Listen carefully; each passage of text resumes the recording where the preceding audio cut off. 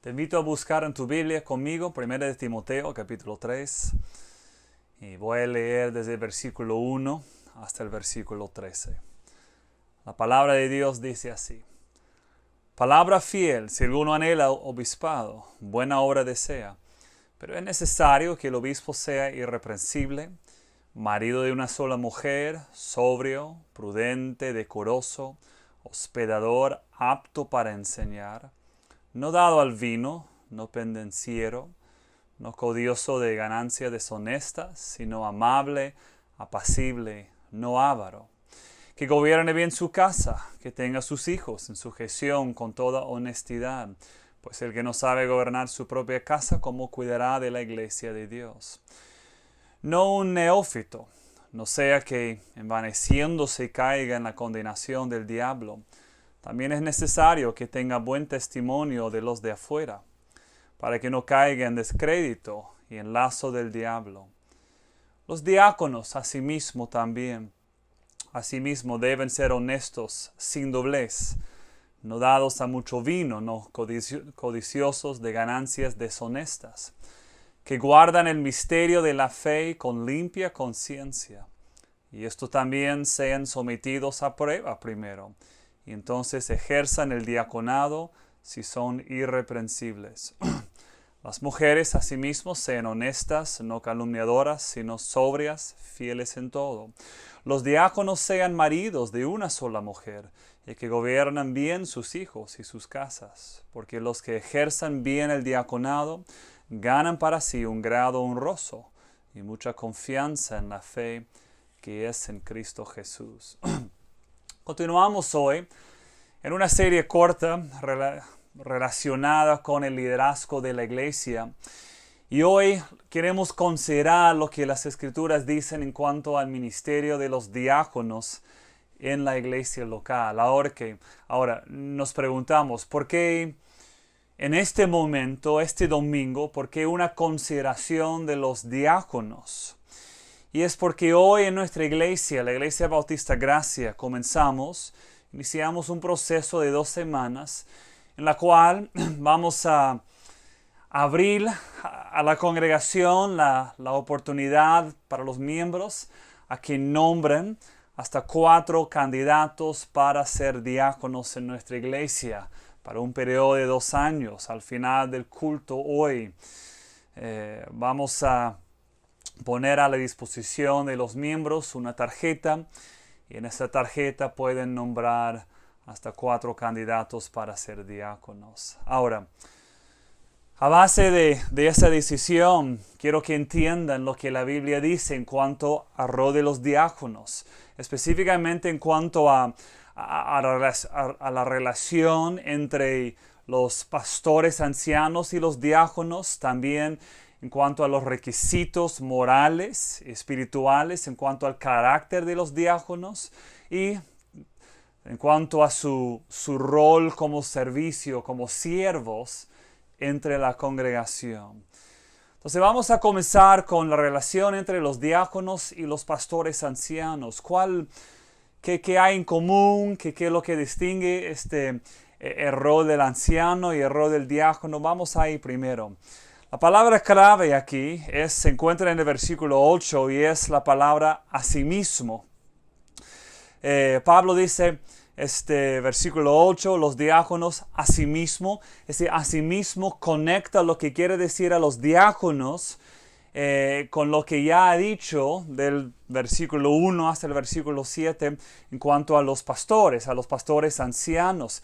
Y vemos que hay mucha similitud en lo que Pablo dice que se requiere de los diáconos en cuanto a lo que ya ha dicho, en cuanto a lo que se requiere para los ancianos. Por ejemplo, de ambos se espera que sean irreprensibles. De ambos se espera que demuestran un autocontrol, es decir, dominio propio, específicamente en el área de tomar vino. Ambos, ni los diáconos ni los ancianos pueden ser amantes del dinero. ¿Sí? Dice, no codiciosos de ganancias deshonestas. Es algo que se espera tanto de los ancianos como de los diáconos. Ambos deben ser sobrios, serios, dignos de respeto en ese sentido.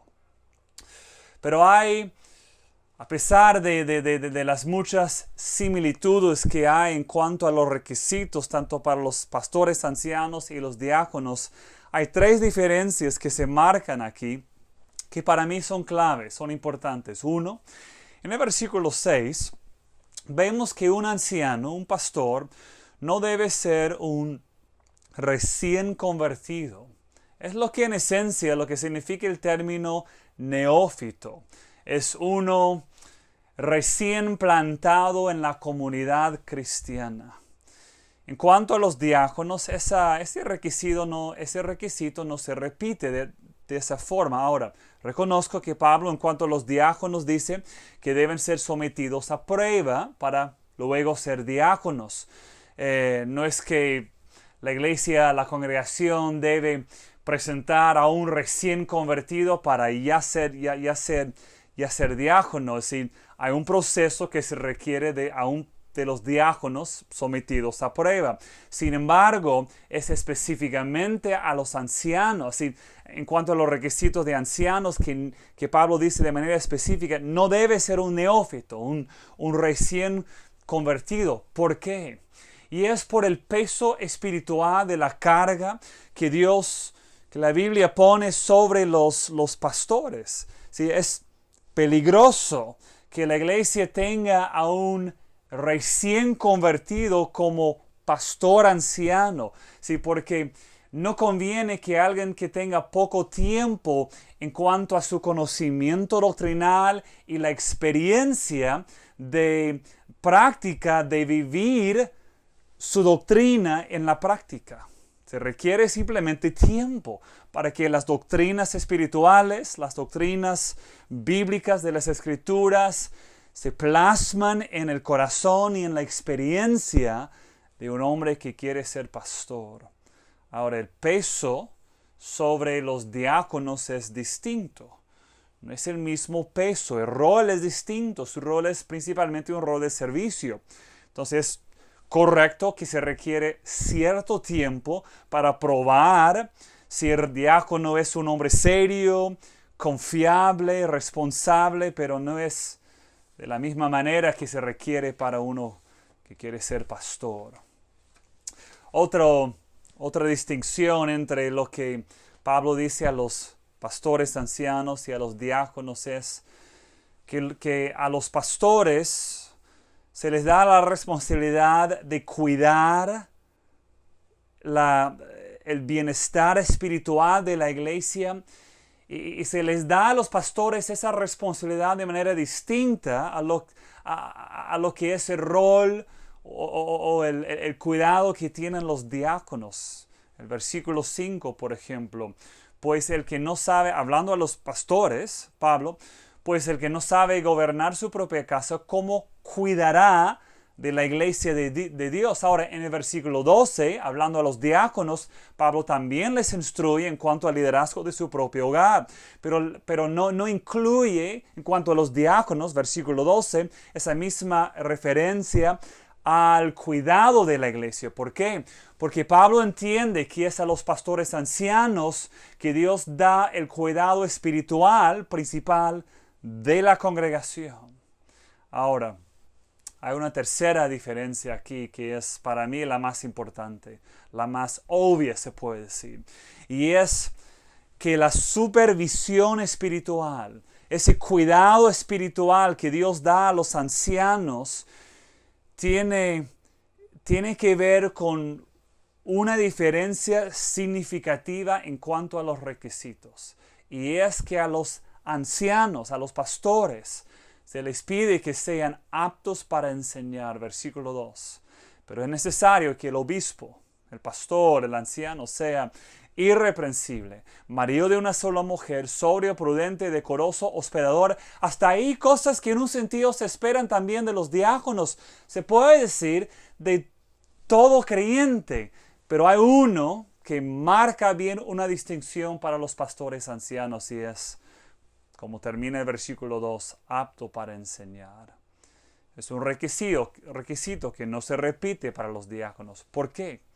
Y es porque el rol del diácono no es principalmente un rol de enseñanza, un rol de predicación.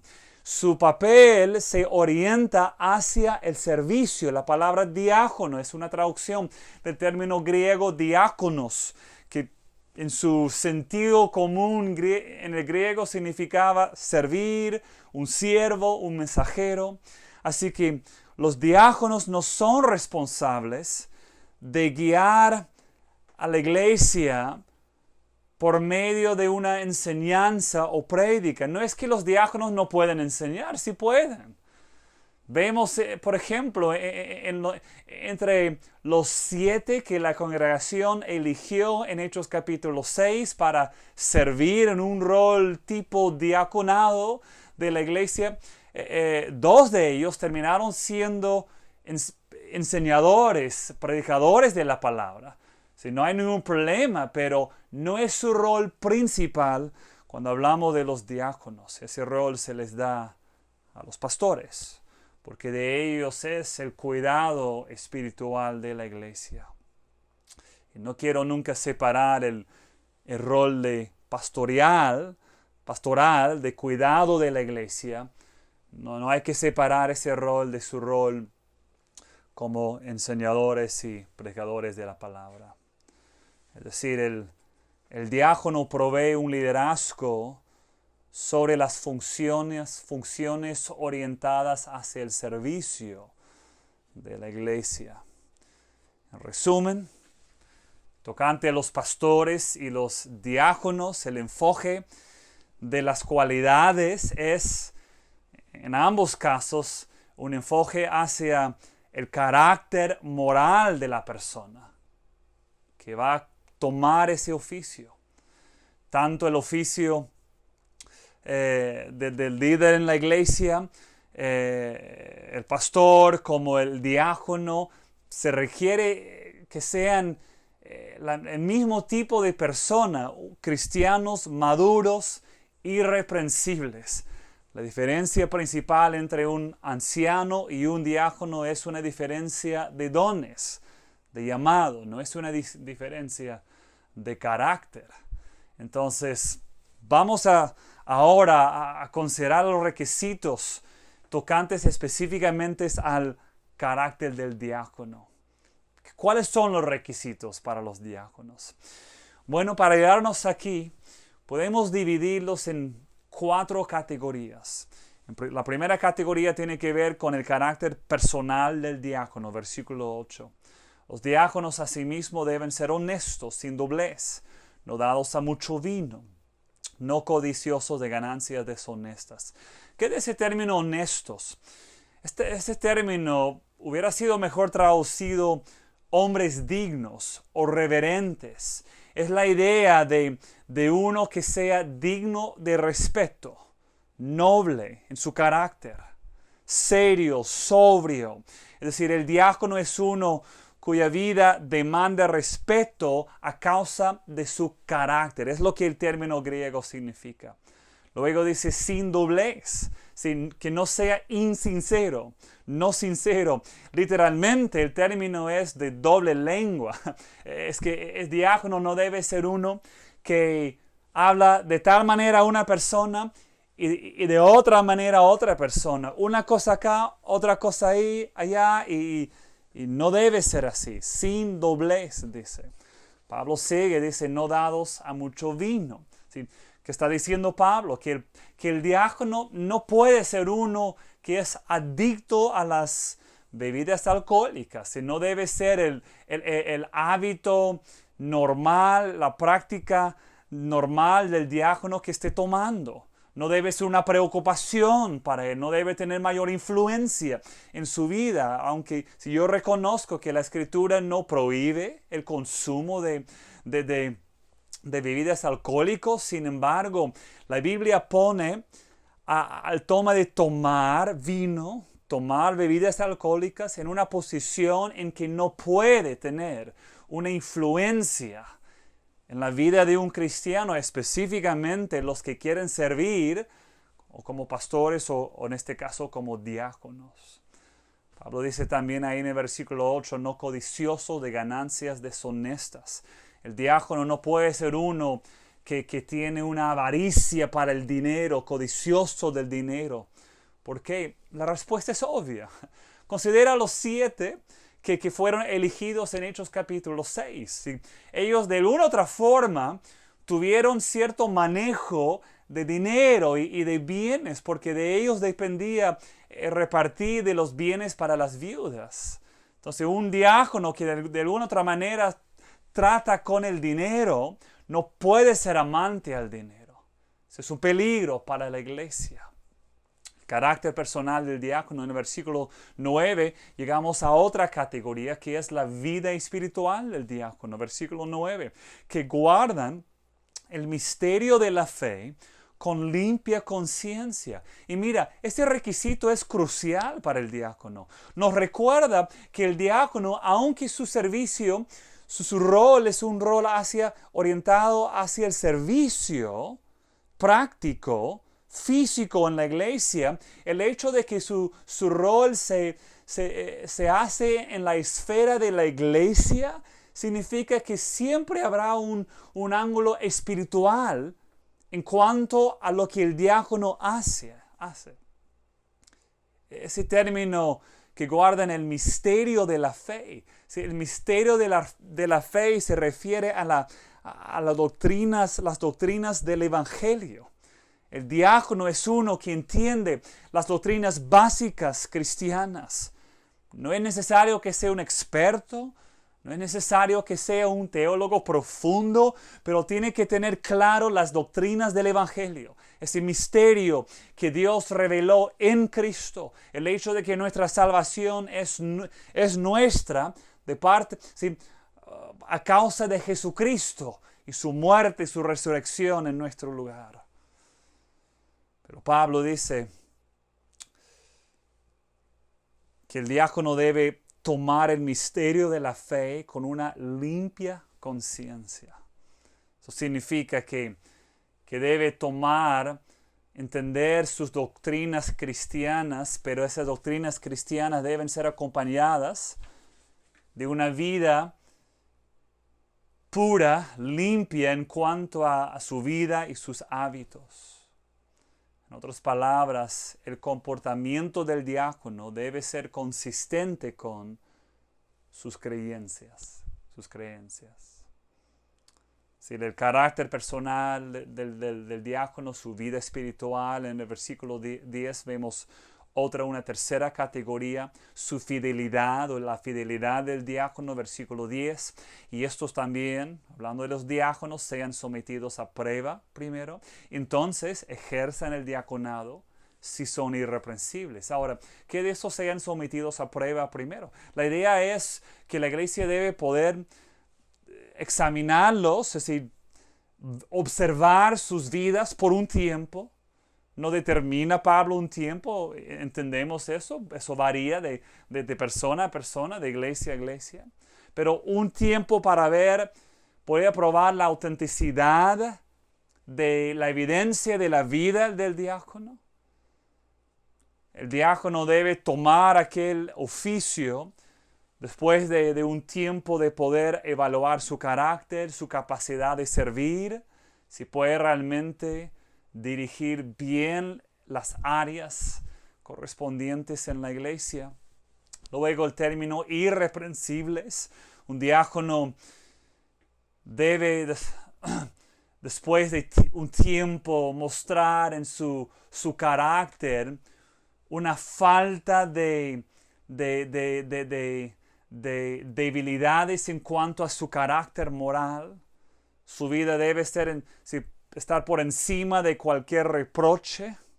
Es la idea de que las acusaciones al diácono no se le pegan porque el diácono ha mostrado una consistencia espiritual en su vida. Es confiable. Ese es el concepto. Este versículo nos dirige a la fidelidad del diácono. Pero hay una cuarta y última categoría en cuanto a los requisitos para el diácono, versículos 11 y 12, y tiene que ver con la vida familiar. del diácono, versículo 11, las mujeres, asimismo, sean honestas, no calumniadoras, sino sobrias, fieles en todo. Los diáconos sean maridos de una sola mujer y que gobiernan bien sus hijos y sus casas. Ahora dice ahí maridos de una sola mujer en el versículo 12. Si Pablo está diciendo que el diácono debe ser el esposo, el marido de una mujer, una esposa literalmente es un hombre de una mujer. Ahora, ¿qué quiere decir Pablo con esta frase? Quiero comenzar aquí con lo que Pablo no está diciendo, lo que no es su intención aquí. Si yo no creo que Pablo excluye aquí a los que han sido divorciados y que han vuelto a casarse con una segunda esposa. Ahora, yo entiendo que puede haber ahí temas que se debe considerar en cuanto a un diácono si ha sido divorciado. Yo entiendo eso, reconozco eso. Pero Pablo no los excluye categóricamente a los que han sido divorciados del ministerio del diaconado. Tampoco creo que Pablo excluye aquí a los que son solteros en nuestra iglesia. Tenemos actualmente a 5 diáconos, 2 de ellos son solteros y no están excluidos aquí por no tener a una esposa. No es lo que Pablo está diciendo. Lo que Pablo sí está diciendo es que el diácono, si es casado, debe ser entregado por completo a su esposa. No debe ser un hombre conocido por relaciones impropias con otras mujeres. Su reputación debe ser que es fiel a su esposa y solo a ella. Ahora, ¿qué de versículo 11? Habla de las mujeres. Y yo estoy convencido que eso se refiere a las esposas de los diáconos. En otras palabras, yo no creo que Pablo esté presentando aquí a otro oficio en la iglesia de diaconisa. Ahora, yo conozco al menos una iglesia bautista donde hay un oficio, tienen ahí un oficio de diaconisa, pero yo simplemente no creo que sea lo que Pablo está diciendo aquí. La manera más natural de entender esto que es que Pablo se refiere a las esposas de los diáconos. Ahora, ¿qué se requiere de ellas? Bueno, las cualidades de carácter que Pablo menciona aquí son muy semejantes a lo que se requiere de los diáconos. Debe ser, ahí está la palabra honesta, la palabra que cuando comenzamos esta parte les dije que significa digno de respeto. Serio, sobrio, así, caso de una mujer, seria, sobria. No debe ser una calumniadora, es decir, una persona, una mujer que siempre está hablando mal de otras personas. No debe ser así. Debe ser sobria, seria en cuanto a su vida, en cuanto a su piedad, fiel en cada aspecto de su vida. Mira, si la esposa del diácono no tiene ese carácter, pone al diácono en una posición vulnerable. ¿Por qué? Porque el matrimonio es la unión de 2 personas. La unión íntima de 2 personas. Dios los considera uno en ese sentido. Entonces, el carácter de la esposa del diácono importa. La esposa debe cumplir estos requisitos básicos en cuanto a su carácter. Pero ahí Pablo menciona, versículo 12, que gobiernan bien sus hijos y sus casas. Si Pablo termina aquí esta lista de requisitos con un enfoque en la familia del diácono, dice que debe gobernar bien a sus hijos, también toda su casa. Ahora, yo no creo que sea un requisito que los hijos del diácono tienen que ser cristianos extraordinarios. La obra de la gracia de Dios en cada individuo, eso incluye a los hijos de los diáconos, es una obra de su gracia, no es una obra que el diácono pueda controlar. Sin embargo, lo que Pablo está diciendo es que el diácono debe ser uno que ha aprendido a gobernar bien el tema de su casa, su esposa, sus hijos, etc. Ahora, Esos son los requisitos tocantes a la vida moral y el carácter espiritual del diácono. Pero, ¿qué hace el diácono? Así que en la práctica, ¿cuál es su rol? Y Pablo guarda silencio sobre este tema. En realidad no dice nada aquí en cuanto a lo que corresponde al trabajo en la práctica del diácono. Y yo creo que es intencional. Mira, como ya dije más adelante, sabemos del término mismo, diáconos, que los diáconos son siervos. Entendemos que de Hechos capítulo 6, lo que estudiamos la semana pasada, que su servicio tiene un beneficio directo para la congregación. Es un liderazgo para el bien de las necesidades físicas que se levantan en la congregación. Es decir, los diáconos deben ser cualquier cosa que ayuda a los diáconos en cuanto al liderazgo de la iglesia, que a la vez permite que los ancianos, los pastores, pueden seguir dedicándose a la enseñanza y el pastorado de la congregación. Ahora, cada iglesia se encuentra en un contexto único. ¿Sí? ¿Por qué el silencio de parte de Pablo en cuanto a los detalles de lo que deben hacer los diáconos? Creo yo, es porque cada contexto de cada iglesia es distinto. Ahora, Pablo dice mucho más en cuanto a lo que el pastor debe estar haciendo.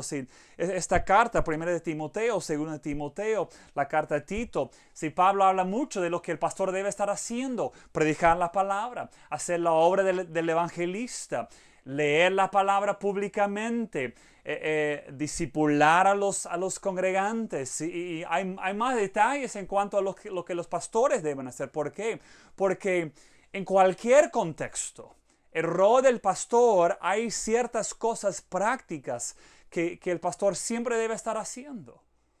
En cuanto a la palabra, la oración, etc. Pero de iglesia en iglesia, de contexto a contexto, lo que los diáconos van a estar haciendo varía mucho.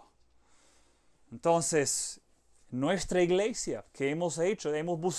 Seguimos buscando definir, ¿sí?, cómo deben servir los diáconos.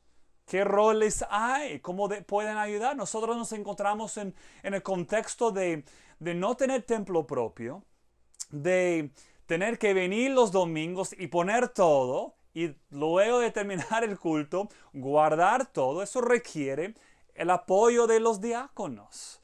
Ahí, con una supervisión ahí sobre ese trabajo. Y uno de los roles de los diáconos que queremos tener en cuanto al liderazgo para el próximo año es un diácono que puede encargarse de toda la supervisión de lo que ocurre los domingos en cuanto a todo lo que ven aquí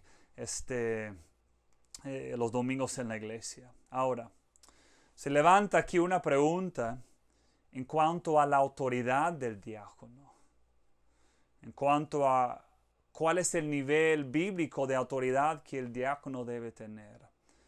Si volvemos a Hechos 6 como ejemplo, vemos ahí que los apóstoles delegaron responsabilidades a los 7 para ellos ejercer un liderazgo sobre áreas específicas de ministerio. Un área específica en ese contexto, la provisión de las necesidades de las viudas. Pero ellos ejercían su liderazgo bajo la dirección de los apóstoles. Nosotros vemos aquí un modelo, un patrón para la iglesia hoy. Los pastores ancianos delegan responsabilidades a los diáconos para que ejerzan liderazgo en áreas específicas. Si lo hacen bien, ¿cuál es el resultado? Un ministerio efectivo para la congregación y mayor energía y enfoque en el ministerio de la palabra para los pastores ancianos. Quiero citar aquí a un teólogo llamado Andrew Davis. Dice así: es importante decir desde el principio que en ninguna parte de las Escrituras vemos a los diáconos asumiendo un papel de liderazgo en la vida total de la iglesia. Es decir, su liderazgo, el liderazgo de los diáconos no es un liderazgo total, universal sobre toda la iglesia. Su autoridad no funciona así. Este papel se les ha dado exclusivamente a los ancianos. El papel del diácono debe redefinirse con este entendimiento. Los diáconos sirven bajo el liderazgo de los ancianos para lograr varios ministerios en la iglesia. Los ancianos deben liderar con gracia, humildad, respetando los dones de los diáconos, buscando su opinión con respecto a los ministerios e incluso ministrando junto a ellos en ocasiones. Con tal liderazgo, seguir a los ancianos será un gozo para los diáconos y no una carga. Quiero terminar hoy día mirando de cerca el versículo 13 y las bendiciones correspondientes a los diáconos. Versículo 13. Porque los que ejerzan bien el diaconado ganan para sí un grado honroso y mucha confianza en la fe, que es en Cristo Jesús. Podemos resumir lo que Pablo dice aquí en el versículo 13 en cuanto a los diáconos, en cuanto a la bendición de los diáconos y lo que ganarán. Podemos resumirlo con dos cosas. Uno, ganan por sí una buena reputación. Ganan el respeto de la congregación, si es que sirven fielmente a la congregación. Eso no es una bendición ligera. La Biblia nos apunta que debemos honrar a los que merecen honor. Es un gozo, o el gozo de conocer para el diácono que tu servicio es efectivo, fructífero, y que es una bendición para la congregación. Eso es una bendición grande para el diácono. No es algo que debe buscar de manera así como con corazón lleno de soberbia, pero es correcto que disfrute el beneficio de saber que mi servicio es útil para el beneficio de la iglesia. Pablo dice también que gana gran confianza, mucha confianza en la fe que es en Cristo Jesús. ¿Qué es esa confianza? Es la confianza de que su fe es una fe madura en Cristo. A medida que los diáconos sirven bien, su fe crece. Yo creo que eso ocurre en parte porque observan a Dios obrar en la iglesia y entienden que su rol de servicio es parte de lo que Dios está cumpliendo en la iglesia. ¡Qué gran bendición! Y nuestra oración como iglesia es que Dios levante otra vez, como ya ha hecho, y otra vez para un nuevo periodo, a diáconos que sirven de esa forma, con carácter así. Que Dios les dé esa bendición de poder servir bien y recibir esa bendición. Padre, gracias por los diáconos que nos has dado hasta ahora en nuestra iglesia y por los diáconos que nos darás para un nuevo ciclo en nuestra iglesia. Y te pido que los uses para el beneficio de nuestra congregación. Y gracias por todo lo que Pablo nos ha escrito aquí en esta carta a Timoteo. En el nombre de Cristo pido esto. Amén. Que Dios los bendiga.